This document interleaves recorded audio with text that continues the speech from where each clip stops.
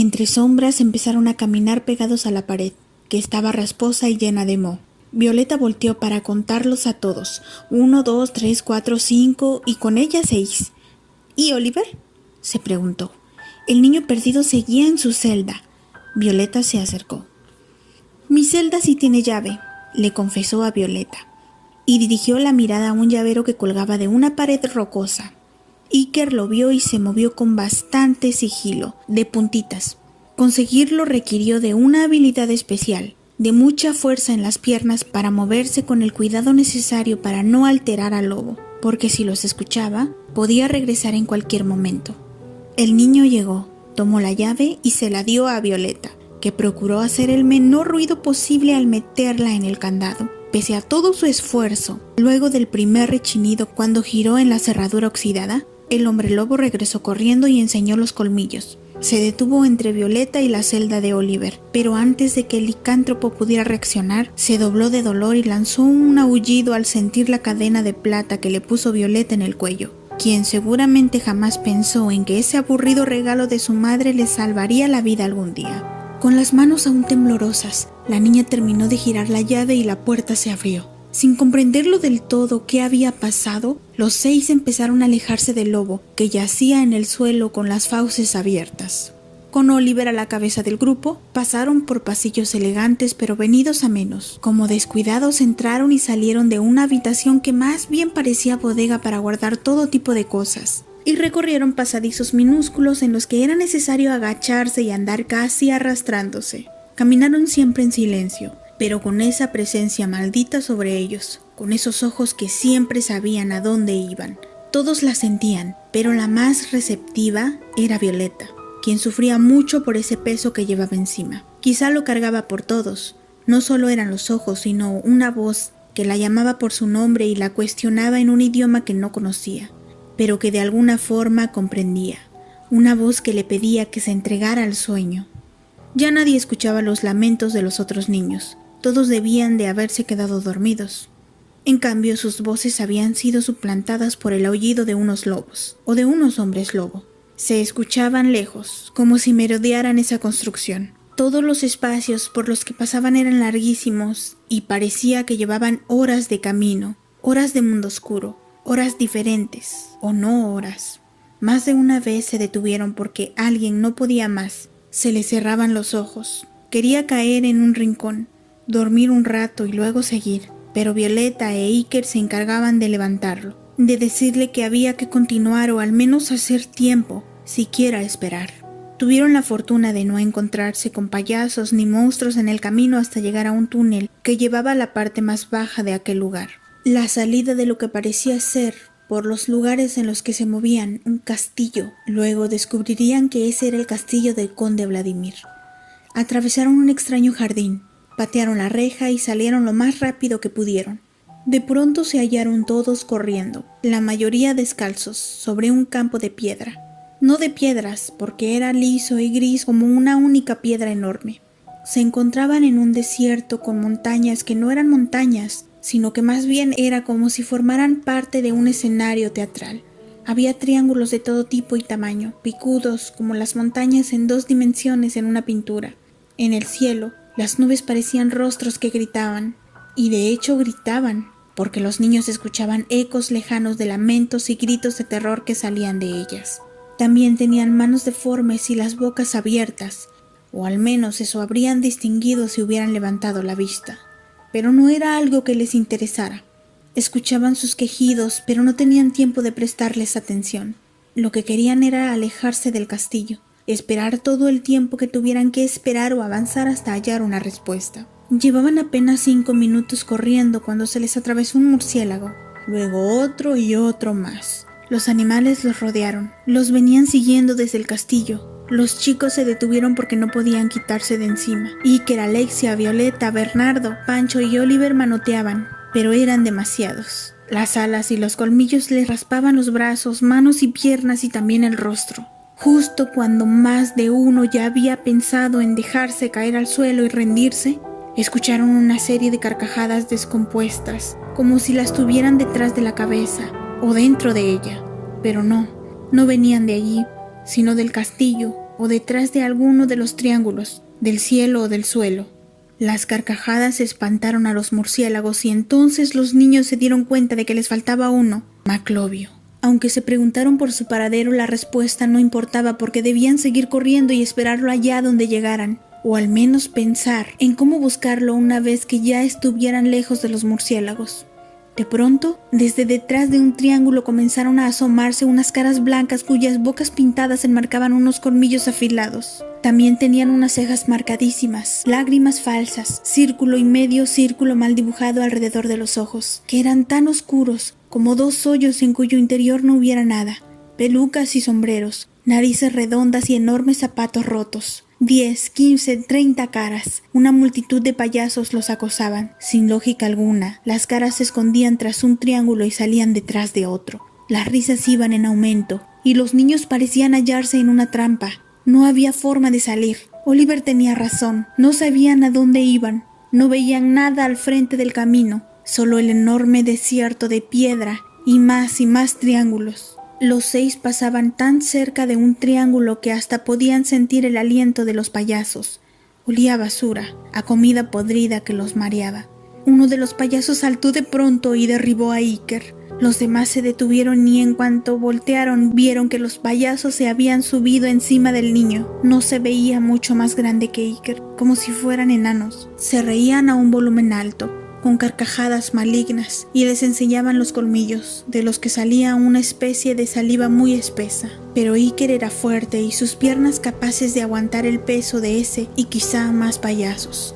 Además, aunque estaba asustado, guardó la compostura, no cedió ante la presión. Mantuvo a distancia a su oponente, sujetándolo a sus raídos trajes de payaso. Los demás niños corrieron de vuelta para ayudarlo. Como en eso se empezó a escuchar, quién sabe dónde, un sonido fuertísimo que se entremezclaba, como si todo mundo oscuro se estremeciera y la tierra se moviera en un terremoto de enormes proporciones. Casi todos eran nombres. Esteban, Rodrigo, Mariana, Estela, Carla, Carlos, Nicole, Mike, William, Agustín, Roger, Sharon, Celeste, Mónica. Luego, Iker, Bernardo, señorito Maclovio, Violeta, Violeta. Los payasos gritaron porque ellos sí sabían que eran esas voces y de dónde venían, porque sus horripilantes gritos no se escucharon. No podían luchar contra esos llamados, junto a los que comenzaron a sonar otros ruidos. Alarmas de todo tipo, algunas digitales, otras de sonidos más chirriantes como de esas antiguas en las que un brazo golpea un plato de aluminio. También arpas, guitarras, timbres, sonidos de naves espaciales, tonaditas diferentes.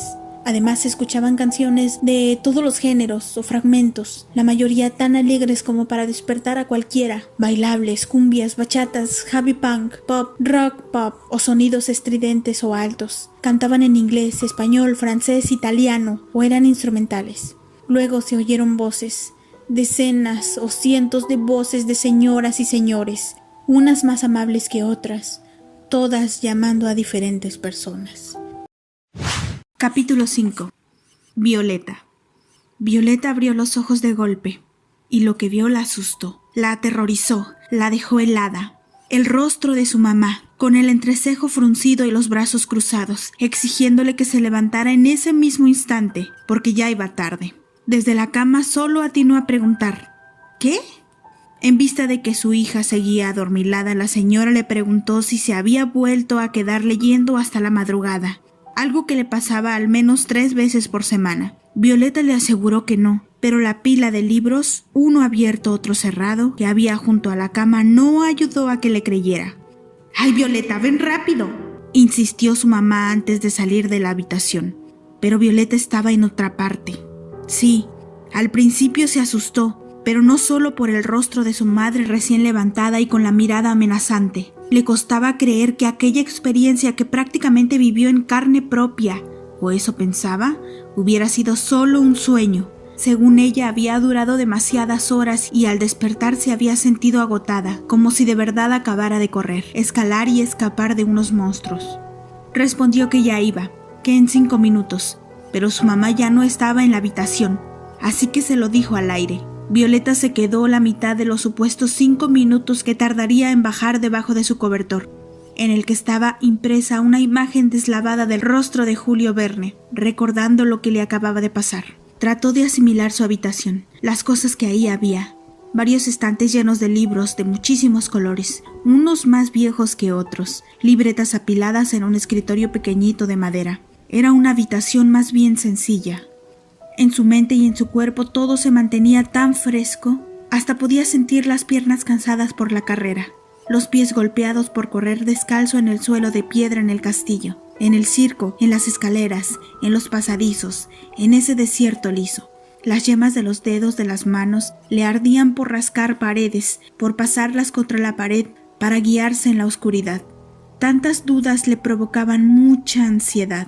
Levantó la mano para morderse las uñas como siempre lo hacía cuando sentía angustia. En ese momento en que las yemas de los dedos le rozaron la barbilla, sintió un leve escozor y se vio la mano derecha. ¡Eran raspones! De inmediato tiró el cobertor al suelo y Julio Verne se fue de fruces sobre la alfombra. Quería ver el resto de su cuerpo. Su pijama estaba toda mugrienta, llena de manchas negras y también sus piernas. Además tenía los pies enrojecidos por haber caminado sobre las rocas. ¿Qué significaba todo aquello? ¿Había caminado dormida actuando lo que había soñado? ¿Acaso su casa sirvió como escenario de la pesadilla?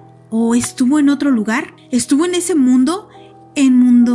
¿Estuvo en mundo oscuro? No podía dejar que su mamá ni su tía la vieran porque creerían que salió de noche, que estuvo jugando en el patio o en la calle. O no creerían nada, pero seguro la regañarían por ensuciar su ropa. Se levantó, se desvistió y escondió la pijama sucia debajo del colchón. Brincó a la regadera. Se aseguró de limpiar toda la mugre, incluso la que le quedó debajo de las uñas, y bajó a desayunar.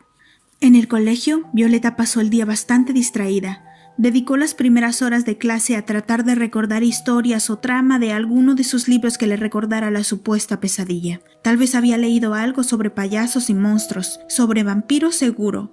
Eso lo sabía, aunque no creería conocer nada sobre un mundo similar a ese en el que ahora se sentía segura de haber estado. Si hubiera recordado alguna referencia similar la tendría presente. No era una gran lectora de historias de terror, si acaso algunos clásicos, pero nunca le habían dado miedo, y por eso los había dejado de lado. Recordaba una novela bastante larga sobre un payaso, pero no se parecía a lo que había soñado. Tenía la colección de los clásicos en versiones infantiles, Frankenstein, Drácula, unos cuentos de un señor de nombre H.P. Lovecraft, además otros libros que incluían monstruos de todo tipo. Sin embargo, hacía meses que no los sacaba del librero, así que descartó que la lectura le hubiese detonado la pesadilla. Cuando regresara a casa se dedicaría a buscar la historia que más parecido tuviera con su sueño.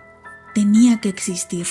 La hora de descanso pasó, como de costumbre, en la banca que estaba debajo de uno de los árboles que le gustaban, con un libro en las manos. Por fortuna nada con pasajes tenebrosos, nada oscuro, solo un libro sobre un par de hermanos abandonados por su mamá, que se quedaban viviendo con su padre en la ciudad cerca de Londres. Desde ese lugar pasaba el tiempo observando cómo jugaban los niños, haciendo apuntes y comparándolos con los de sus historias.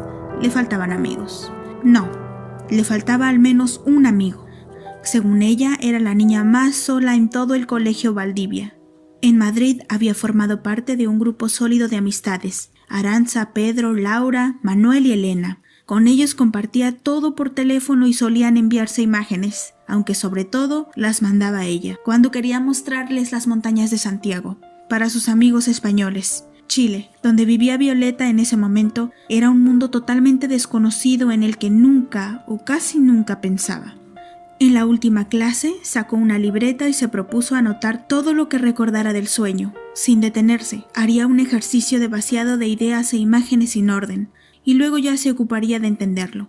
Durante 50 minutos estuvo escribiendo todo sobre el papel de su libreta del Principito.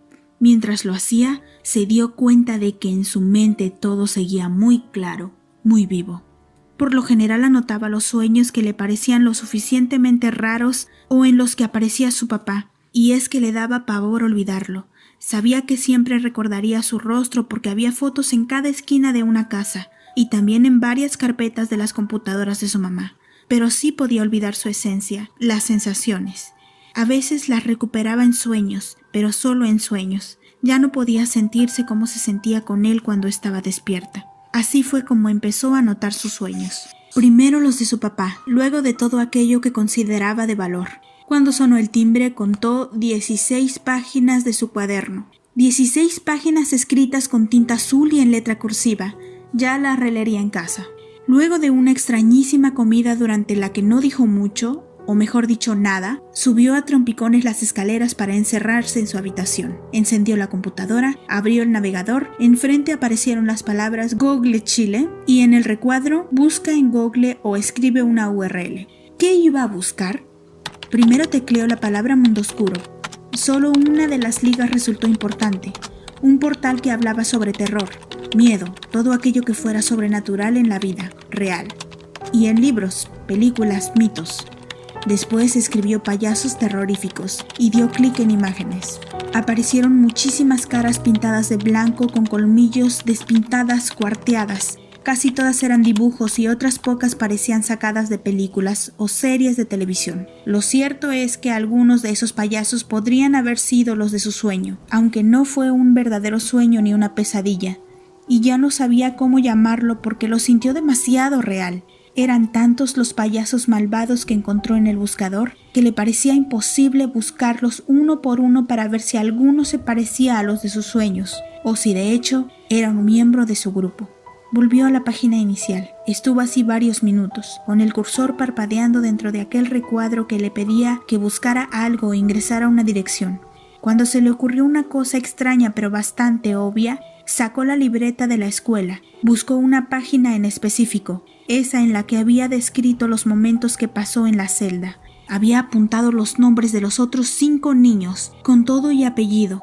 Recordaba a todos.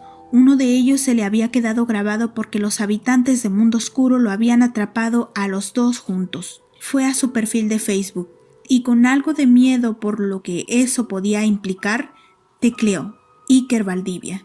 Aparecieron varios perfiles. Buscó uno por uno. Aunque creía complicado encontrar un rostro en específico entre tantas personas, siguió. Luego de varios 20 rostros, entró a su perfil, pulsó el botón de enviar solicitud de amistad.